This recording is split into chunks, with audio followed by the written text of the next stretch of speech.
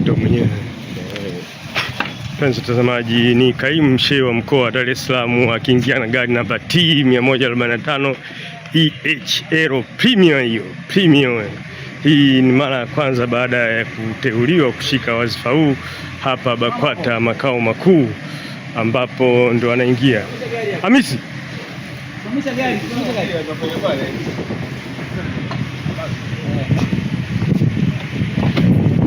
Asmani, mbona fungi mlango? Wapenzi watazamaji, ni kaimu mshehe wa mkoa wa Dar es Salaam Sheikh Abbas Ramadhani, kama mnavyomwona anaingia hapa BAKWATA makao makuu kwa ajili ya mahojiano. Anakuja kusalimia viongozi. Ni kaimu mshehe wa mkoa wa Dar es Salaam huyo. Mashaallah.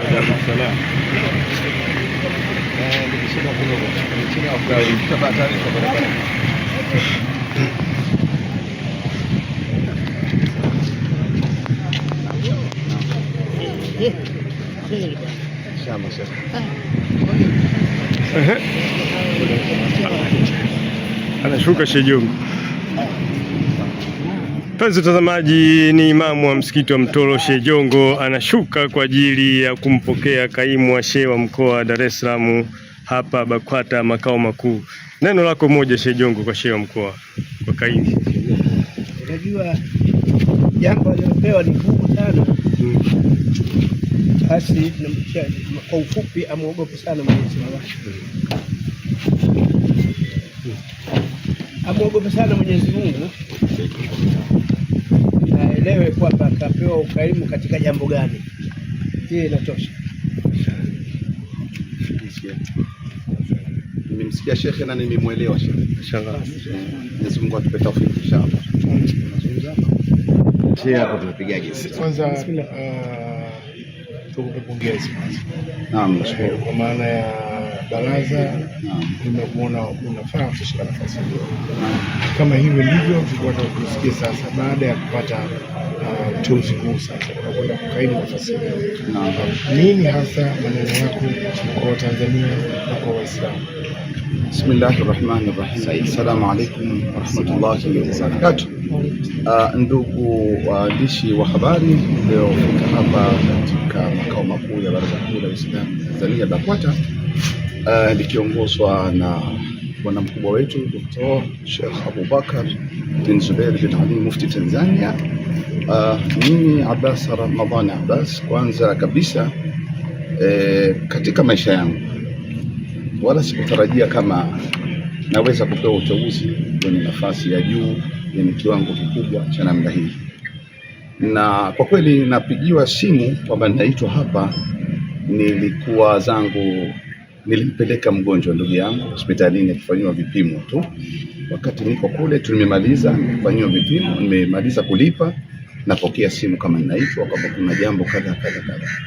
Sikuwa nafahamu hili jambo kabisa, wala sikulitarajia. Mambo ni mawili, sikuwa nalifahamu wala sikulitarajia, lakini kila shay maktub, ili jambo lishaandikwa mbinguni na tayari nimelipokea kwa mikono miwili, nimelipokea kwa sura mbili. Kwanza ya utiifu mkubwa, pili ndani yake na huzuni kubwa. Huzuni mtauliza ni ya nini na umepewa nafasi. Huzuni, nafasi hii ni kubwa mno, na mlango wa nafasi hii ni uchamungu. Ni uchamungu, kuwa mtu wa Mungu sana, na si bwana. Mimi nimekusha kuwa sasa ni mtumwa wa watu. Nafasi yoyote kubwa za kiutumishi wa kidini, unaondoka katika cheo cha ubwana, unavaa cheo cha kuwa ni mtumwa wa watu. Sasa uwatumikie watu wadogo, wakubwa, wa dini tofauti, wa makabila tofauti, wa eneo tofauti.